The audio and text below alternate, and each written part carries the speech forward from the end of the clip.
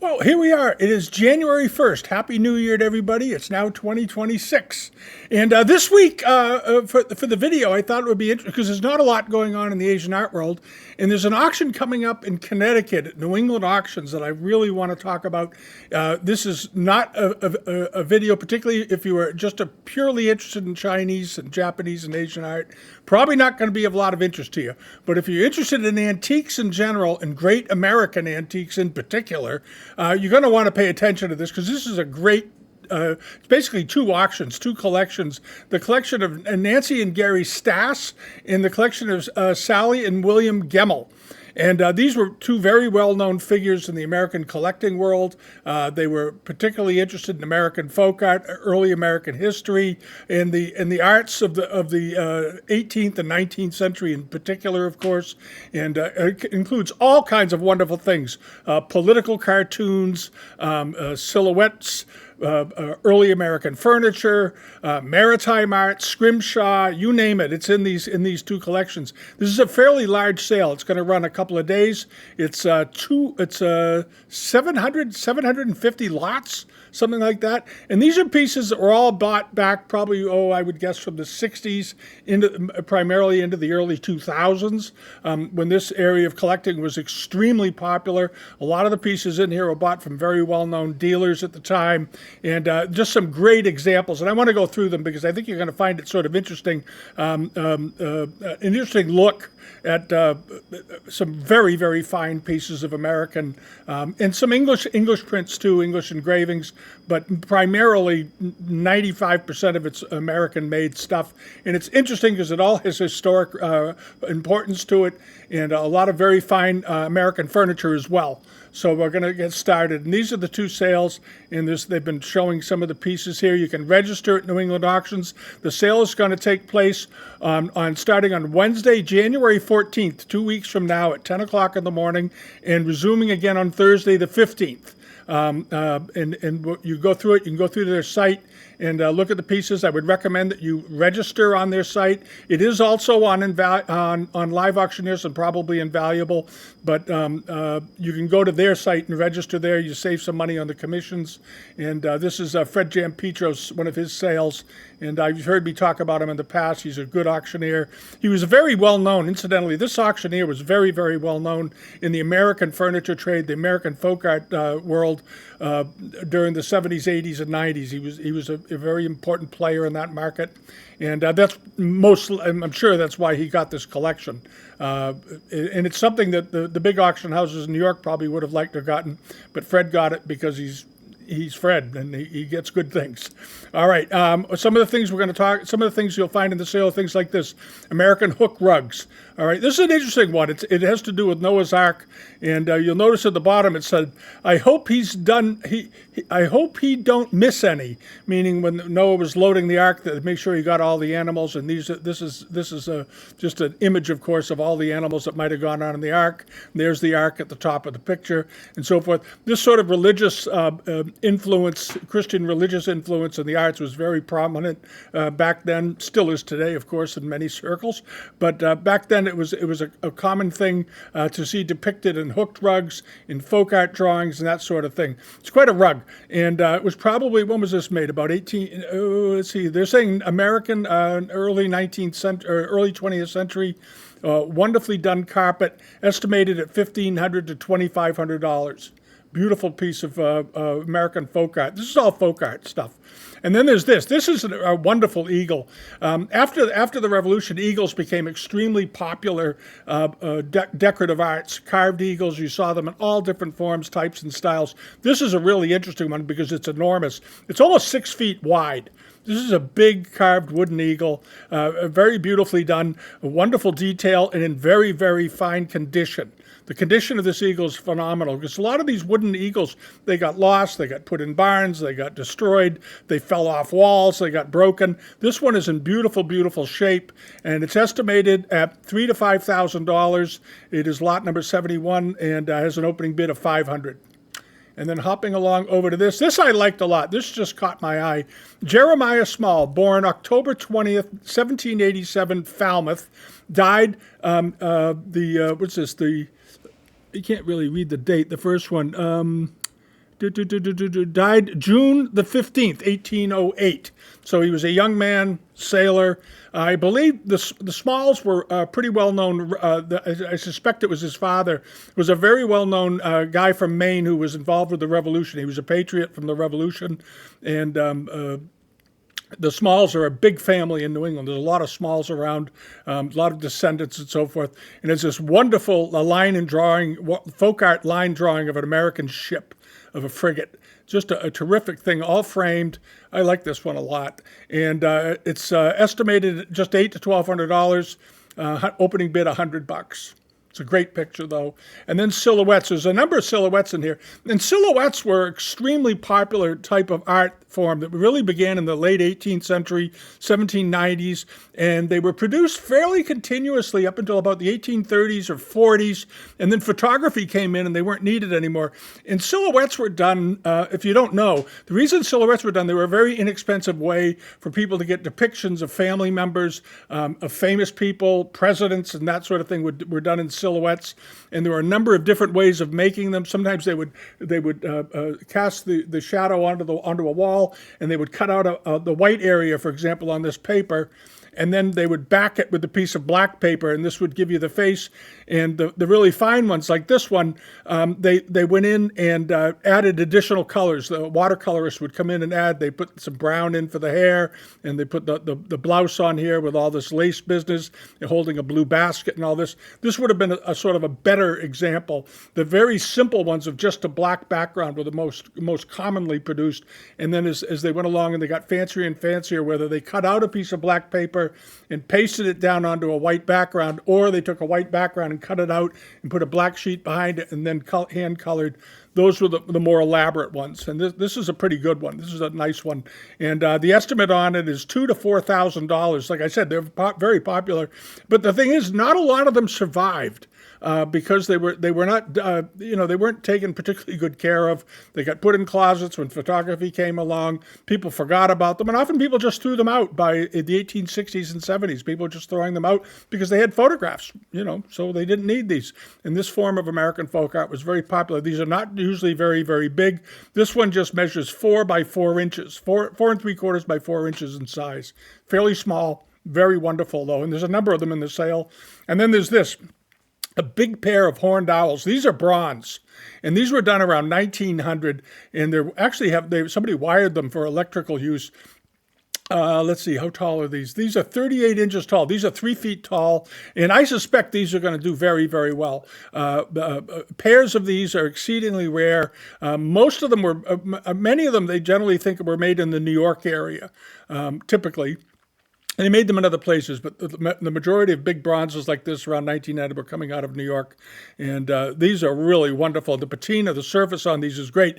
As the Chinese things, we're always looking at patinas on Chinese things. Well, here's what the bronzes look like when American bronzes were cast. And these obviously have been outside somewhere. Somebody probably had them on an estate or on a property or on a patio or something.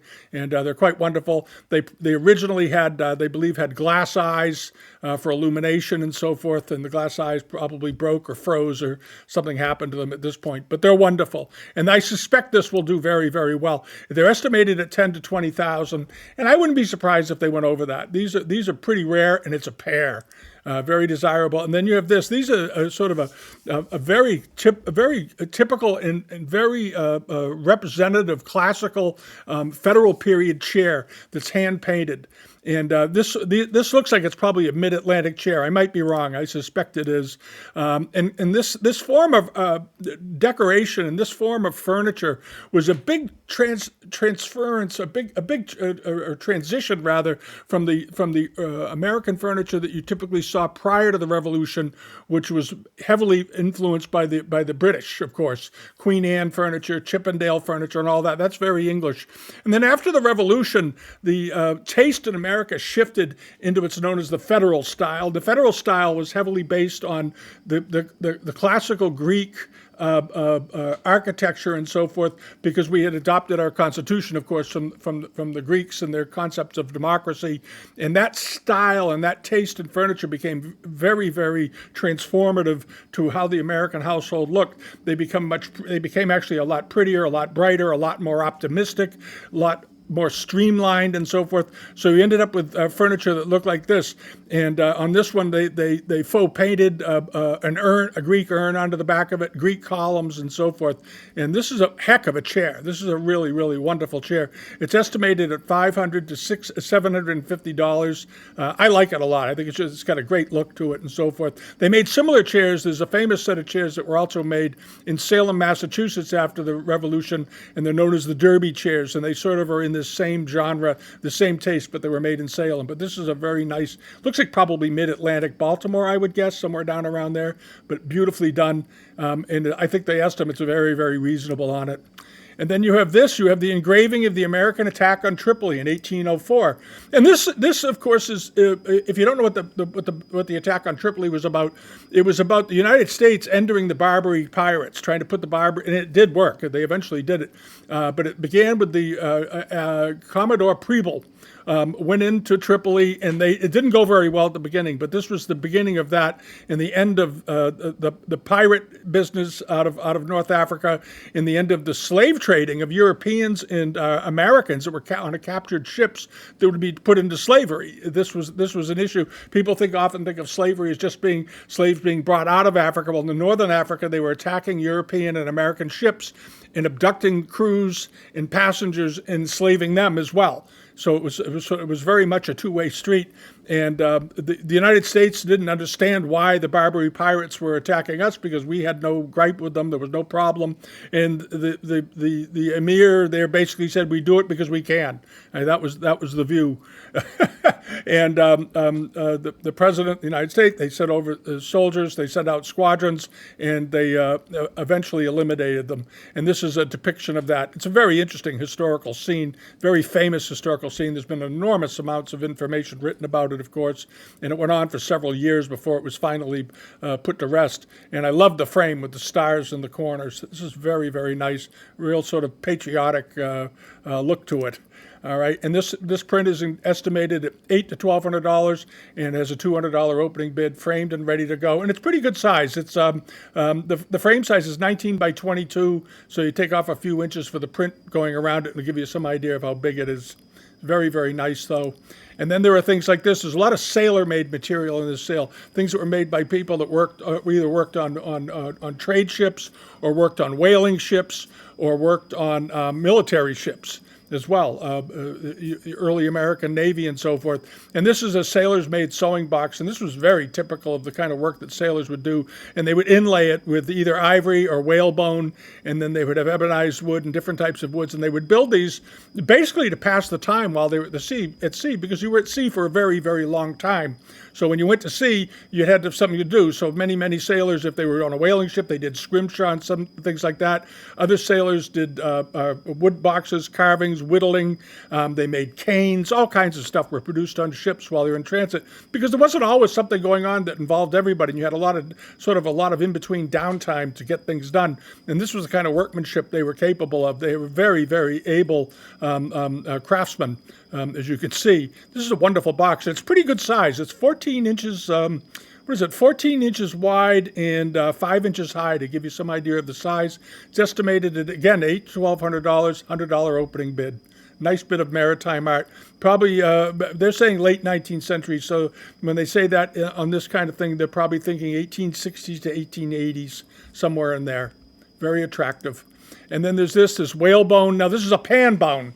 I don't know if you know what a pan bone is from whales. Typically, it's the jawbone of the whale, because when whales were harvested for their blubber, almost none of the whale was ever wasted. They used everything, including the bones. They used the blubber, they used the meat, and so forth. They used the teeth for scrimshaw. And the jawbone was a big, long, flat piece of bone, and they could cut it into a square and treat it like a canvas. And on this one, the artist, the sailor, did a phenomenal job. I think this is one of the nicest ones I've ever seen. It's got this beautiful landscape scene, probably his home port, with ships in the foreground, and then above it, sort of like a dreamscape. Above is his local church, the community, the homes in his area, and so forth. It's quite a thing. And they would incise it, of course, and then add ink to it to color it. And sometimes they had, like in this one, looks like he had a little bit of red ink to do the church. And this bone measures 4 7/8 inches by 6 3/4. So it's pretty good size. It's on a stand. It's a very, very nice thing. And it's estimated at $1,500 to $2,500. And it was probably produced somewhere around the 1840s, 1850s, when whaling was such a big thing. You got to always remember, whaling in New England was a major, major industry. It's how they illuminated homes. It's how they did everything. Everything was based on whale blubber because oil hadn't been used yet. And it was a very good way of getting light before they had kerosene and so forth. So the whaling was a massive industry. And ships from New England, if you don't know this, ships out of Nantucket, New Bedford, the Boston area, the North Shore and so forth, the whaling ships, they went as far as the Pacific Ocean. They went down around the tip of South America and went up into the Pacific and went whaling. And that was their business. And there were hundreds of ships doing it. And as you can imagine, it's a long sail, had a lot of time to do things, and the sailors became very, very good craftsmen, if they weren't already when they got on the ship. And they'd produce things like this. And then there are things like this. There's very nice paint-decorated blanket checks, probably from Pennsylvania. Ohio, western Pennsylvania, Ohio area. And these were generally influenced by Dutch and German immigrants, this type of art that came over during the 18th and early 19th century. It's a wonderfully painted chest with these tulips on it. Beautiful red color, original paint. This is what they look like. So this one has survived a very, very long time with its original paint. Very, very desirable piece of early American folk art. It's estimated at $15,000 to $25,000, and they're dating it to about 1840. Wonderfully done, great color, and in good condition. And then you had these, I mentioned these last week. These are a pair of portraits by a very famous painter named Sheldon Peck. And Sheldon Peck was a New England guy. He was from Vermont originally, and he ended up living in Illinois. He migrated over, and he was an itinerant painter, and he would travel around and do portraits for people that needed them. And he was self-taught. And this style of very primitive portraiture was extremely popular. And you'll notice that the frames are also faux painted as well. All right, and what was important about Sheldon Peck was he was a wildly active abolitionist at the time during the 1820s and 30s, and he was known as a conductor on the Underground Railroad, and he was very much in favor of public education. He was quite forward-thinking for his time, but he was also very well known as an artist, and for a number of years he sort of was overlooked. In the early 20th century, people sort of forgot about him, and then people rediscovered his art, and he became highly collectible, and you have these rather stern-looking people, but this was the style at the time, and then you have them framed with these nice red drapes around them and so forth. And these pairs of portraits of husbands and wives, they would hire him to come to their house and paint them. This was the deal, and this was how Mr. Peck made his money. And when he wasn't out advocating for the public good, in particular slavery, abolishing slavery, he was extremely active in it. He's well known, and he funded it basically by doing paintings. These paintings are estimated at $100,000 to $200,000. Very, very good ones too. They look very clean, and they are portraits of Lucinda Ann Houck and Roy Houck. And they're both framed with trompe-l'oeil backgrounds and so forth. And what are the dimensions of these? 29 by 23 inches. So they're pretty good sized portraits, but very interesting. The history of the artist is often in American folk art is just as interesting as the work they produced. And this is one of them. And then you had lots of things like this. These are a very typical family pair of watercolor portraits that would have been done during the first half of the 19th century. I want to see what they dated them as. 1830, there you go. And it's a mother and a father, of course, on the right, and the two daughters on the left. And they did them often with these very, very nice blue backgrounds. These would also most likely have been done by an itinerant painter that came to the door, and they gave him maybe a meal and a little bit of money, a tiny bit of money, not a lot of money, maybe a place to sleep overnight, and he would do their portraits for them, and then the family would get them put in these very nice old-fashioned frames. And these frames might have been added later, but these would have been the types of frames they would have used. And they're double frames, which makes them rather interesting. And these are estimated at $3,000 to $5,000. And they're not big. These are small. They look like they might be small. They are pretty small. The image size of these are 2 3/4 by 2 1/8 inches. So they're very, very small little portraits, but very delicately, nicely done. And all four of them are in nice condition. All right, and then you have this, the ship's figurehead of a Native American. And as you know, on the bows of ships, they would often put wood carvings. And these were the origin of having a figure of a person or an eagle or some sort of creature on the bow of the ship was to protect the crew. And they often used Native American Indians on American ships because they were viewed as being very brave, very spirited, and so forth, and that they were strong and tough, and they were symbols of strength to the early Americans, as something to be admired. Despite all the stuff you hear today about the American Indian, they were highly regarded in this regard, and they were used as ships' figureheads to protect the crews at sea. And this is a very, very nice one, a Native American. Paint decorated, as you can see, in the black, sort of a black lacquer jacket he's wearing, and you have a bit of cracking in the wood here, but it's just on the chest and neck. It doesn't amount to anything. And then you have this very handsome face with the wavy, curly gold trimmed hair, which is sort of a sign of admiration. And this is estimated at $8,000 to $12,000. It's a wonderful example, though, and it's fairly good size. It's 21 inches tall. It's almost 2 feet tall, and this would have been mounted on it. The Peabody Museum in Salem has some wonderful ships' figureheads on them, and in their own collection. We grew up seeing them all the time around museums. You don't see them much outside of New England, but this is a good one. That's a really good one. And then over to this, the black cloth dolls, and there's a number of them in this sale, and these are quite rare.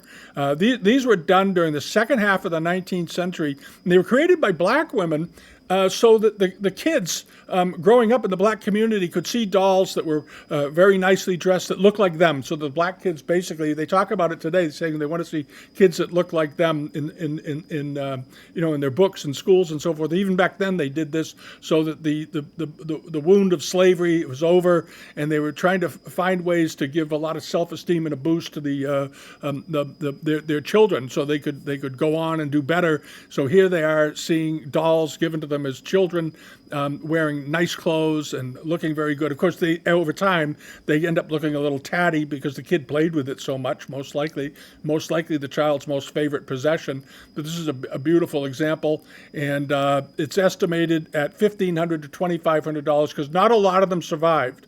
A lot of mothers made them for their daughters back then in the black community, particularly in the South, but they got played with a lot. The kid probably slept with it every day, took it out with it every day. You often see portraits and photos, and they made them right through the 1930s, as a matter of fact. This one is from the 19th century, probably about 1880 or something, do they say? Last quarter of the 19th century is how they dated this. But they continued making them right up about the 1930s, and sometimes in Norman Rockwell paintings, you will see a child walking down the street, a black child walking down the street, and a white child too, and they're often carrying their doll to church or taking it with them somewhere. It was sort of a constant companion. This was a nicely done example, and it measures 25 inches. Some of these are fairly large. This is a pretty big one. It's over 2 feet tall. All right, and then you have this, the whirligig. Whirligigs were very, very popular. They're mechanical toys because they obviously could turn in the wind and so forth, and they came along from the 18th century in England. This is one of a horseback rider, and they made them typically out of wood or wood and tin or just tin. This one appears to be, I think, all wood. The blades all look wooden, of course, and you would put this on something. Sometimes they made big whirligigs, and they put them on rooftops, and you'd see them spinning in the wind. And here's a horse and rider with the rotating arms, and these blades would catch the air and it would move on its own. And they were very fascinated by these. This one is estimated at $4,000 to $6,000, and it's 11 inches tall and 15 inches wide. From blade tip to blade tip. So it's a fairly significantly sized thing. But what's nice about this one is it appears to have all of its original paint. And original paint on early American stuff from the 19th century is extremely important. If the paint's original, it really makes it a highly desirable object. And this one they're dating to about 1875. Most of the whirligigs you see were made after 1850, typically, and they were a very popular form of folk art even then. And this is a nice one. And then hopping along, you have some very good American furniture in the sale. This struck me as a very attractive this is a Portsmouth, New Hampshire candlestand, done around 1800. Very tall, very slender. Has a wonderful turned standard under it with these rings, and then a vase at the bottom, sort of a classical thing, and these very nicely done splayed legs coming off of it. The surface looks original. It appears to be an octagonal top, I guess, on it. Nice looking table. Very unusual. Moderately estimated, $500 to $1,000, but absolutely genuine. And this was sort of typical of the types of furniture they made in the Portsmouth area. Portsmouth had a very distinctive look to its furniture, as opposed to places like Salem. They had rather striking regional differences. Salem furniture and Boston furniture all look fairly similar. It's in many ways. Many pieces of Salem furniture, if they don't know who made it, could easily be ascribed to have been made in Boston or Charlestown. But Portsmouth, New Hampshire, and Vermont furniture and all that, that's a whole other genre, and as well as the coast of Maine up around Portland. And this is a Portsmouth, New Hampshire candlestand. It's quite a stand. You would, of course, put a candle on it and sit by it and have some light so you could read. And then you have the Parcheesi boards, game boards. American folk art game boards were fantastically popular. Many of them in the United States were made by people for their own homes. And Parcheesi, of course, was a very popular game. It started in the early 17th century, actually, or 16th century, in India. And the spelling was a little different. They didn't have two E's in it. It was CHI. SI, I think was how they spelled it. But it was a very popular game in India, and they'd made lots and lots of different versions of painted Parcheesi boards, and very often they were double-sided. You have Parcheesi on one side and a checkerboard on the other. This one looks like it's been well used. It's got a nice-looking old surface on it, and there are several of them in here of very different types and styles and so forth. And here's home in the middle. I think there's one in here that actually says the word home written on it in the center. But this is quite a nice board, and there's the hook. So when you're not playing the game, you would hang it on your wall, basically as decoration to add a bit of color into the room. This was a nice one. The estimate on it is $1,500 to $2,500, and it's, as I said, it's pretty good size. It measures 17 by 17 inches. And Parcheesi was a very popular game through the entire 19th century, pretty much. And eventually, of course, they began making. Sometimes there were people that made Parcheesi boards that lived in towns, and they sold them. So they had one for their house, of course, but they were pretty good at it, and people would admire them. And somebody would say, well, for a couple of bucks or $1, I'll make you a Parcheesi board. So in some areas, they found Parcheesi boards in certain regions, and they're pretty certain that many of them were made by sometimes the same people. Made them over and over and sold them into the community as a pastime, because this was a popular board game, and board games became incredibly popular. And of course, by the end of the 19th century, you had lots of game board companies, and little factories were set up. Parker Games, famously, in Salem, Massachusetts, came along and so forth. So it's all part of it. But there are a number of good game boards in this sale. So if you like the looks of these, think it might be fun, check it out. And then hopping along, this is something that caught my eye. These are wonderful American folk art of black caricatures. On the left is a gentleman with a banjo, of course, and he's all dressed up as a stage performer. And these kinds of depictions were very common, very common and very popular in the 1870s, 80s, and 90s, and so forth.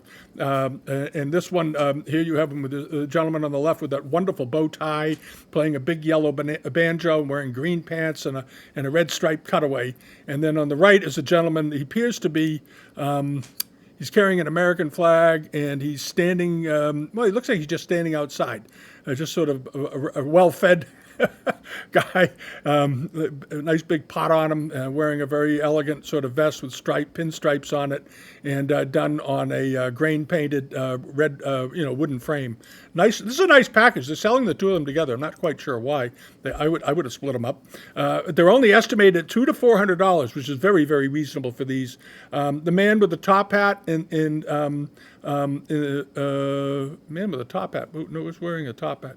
Oh, man with top hat. Which man? This man doesn't have a top hat. Well, maybe they think that's a hat. I don't know. But anyway, they're not terribly big. They're 5 by 4 inches, 3 by 2 inches. They're fairly small, but extremely interesting. And the one on the left is I think just love that one. I love the colors and the expression. All right, and then you have this. You have folk art stump dolls, and stump dolls had their origins in England, sort of interestingly, and they originally were made out of wooden and they were basically they were meant for wealthy people. Wealthy people had stump dolls, and it was a way. It was a carving. Here you have. They were originally done in wood. It's a carving of a woman, and they're showing off their fashions. It was a way to fashion sort of fashion brag at the time. Of course, that never changed. People still like to show off what they wear, but back then they would carve them, and you have this very expensive looking cape and this woman with very neatly done hair and so forth, and the buttons, the big buttons down the middle, very elegant. And because it's a cape, there are no arms visible. Sometimes there are arms on these. And by the 19th century, they began making them in cloth and fabric and using real silk and real linen and real needlework to do the dolls. But here's a nice one. This one they say was made around 1800. It could have been made a little before, because they didn't make many wooden ones much after 1800. That was sort of the end of the wooden examples before they went to cloth examples. This one is estimated at just $500 to $1,000. I think this is a great value. It's 11 3/4 inches tall, so it's fairly good size. I think it has a great look, and I think the estimate is very low. If this might sell for several $1,000s, I would think. It's awfully good looking. Awfully good looking example, and you don't see them very often. Stump dolls wooden stump dolls of this type in America are very unusual. In England, they're a little more common, but not terribly common. But this is a nice one. And then you have a lot of ship portraits I mentioned at the beginning. And this is the Alfred of Salem, and it was painted by in Maltese, Maltese by Nicholas Camilleri. Camilleri, and he was a well-known port painter. But when the ships went out of major ports, there were port painters there that would do the portrait of your ship for the captain or something like that. And they only worked in that harbor, so it's very often you'll find a fellow like this. You'll find multiple ships that he painted during his career. This was their job. They were like doing postcards of the ships for the ship owners or the captain. Sometimes the captains would buy them for the owner of the ship as a gift, showing the ship entering a certain harbor. And there were many ports that had port painters, but this is a very nice one. And this is the Alfred from Salem, Massachusetts. That's why I grabbed it. There were others in there as well. It was done in Marseille around 1800. Oh, so there they have the date, the actual date, October 6, 1806. Right before the War of 1812. And there's a number of these watercolors in here of ships. And this is a fairly large one. It is, the frame size overall is 21 by 27 inches. It's estimated at $1,000 to $1,500. And as I said, it's a watercolor on paper. And then you have examples like this. This is a really interesting. This is an American, this is a Queen Anne blanket chest originally. All right, and it would have just been wood. It was done in the first half of the 18th century. And then by the 19th century, paint-decorated and folk-decorated furniture became very, very popular. And Yankees and New Englanders and Americans hardly ever threw out anything. So what they would do is they would just take something that was maybe 100 or 200 years old, and to freshen it up, they'd have a paint decorator or somebody in the family that took up painting would do the decoration on it. So you ended up with scenes like this with these tulips and scrolling vines and so forth. A lot of Dutch influence on it. So maybe it was painted in Pennsylvania or Ohio or somewhere in there. I don't know if they say where it was painted on here. No, they just say let's see here. Queen Anne blanket chest, 1730s or so, in original red paint and with 19th century decoration. 3 false drawers over 2 real drawers. Over 2 false drawers rather. Americans, they're dating it to about 1750, I guess, but the decoration was done in the 19th century, and this is what you get. And a very, very nice chest, $2,500 to $3,500. So you've got this has the advantage of having that wonderful redone of folk art paint. From probably the 1830s to the 1820 to 1850, somewhere in there, I would expect the painting was done. And then other big pieces of furniture. You have this exceptional tiger maple highboy from New Hampshire. Tiger maple was a commonly used wood in New Hampshire for elegant furniture because they didn't really have access to mahogany. They had maple and they had birch and a few other local woods, but getting mahogany up there wasn't that easy to do. So they would look for really fine types of maple. In this case, tiger maple, which has the lines in the grain that make it very, very attractive.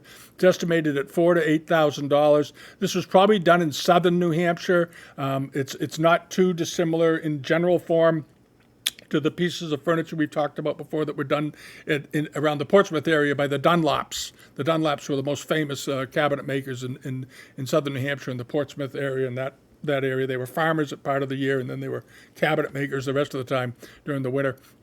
This one's estimated at $4,000 to $8,000. It's a beautiful piece of furniture, wonderful Queen Anne legs, probably done around 1780, I guess. Did they give a date to it? 1770. There it is. They gave it a date. They're giving it a rough. Could have been done in 1782, but it's somewhere around there, just around the time of the American Revolution. Very, very popular, very elegant. And this is the kind of thing that a person who had been successful as a colonialist that moved here, or maybe a British loyalist or something, and he wanted something very elegant for his house, and he didn't want to get it from England. They'd have a local guy make it. They'd have the design, and they would make the furniture for them. And then you have this very nice Hepplewhite bow front chest. Again, this is after 1800 to 1820, I would guess. 1810, they dated it. Hepplewhite bow front, but this has a beautiful selection of inlays. Beautiful inlaid panels, and the handles appear to be ivory. They're either ivory or whalebone. I suspect the knobs on this are all made from ivory. Typical, and but very nice flame birch. Looks like flame birch veneer with mahogany. Beautifully made. Where are they claiming this was made? Probably somewhere in the New England area. Rhode Island. Okay, yeah, Rhode Island. Rhode Island furniture was a little bit different than Boston furniture, a little bit different than Salem furniture, but very similar in many ways. And it makes sense with the ivory handles. The Rhode Island area, of course, was a major shipping port out of Providence. So it makes total sense. Estimated at $1,500 to $3,000.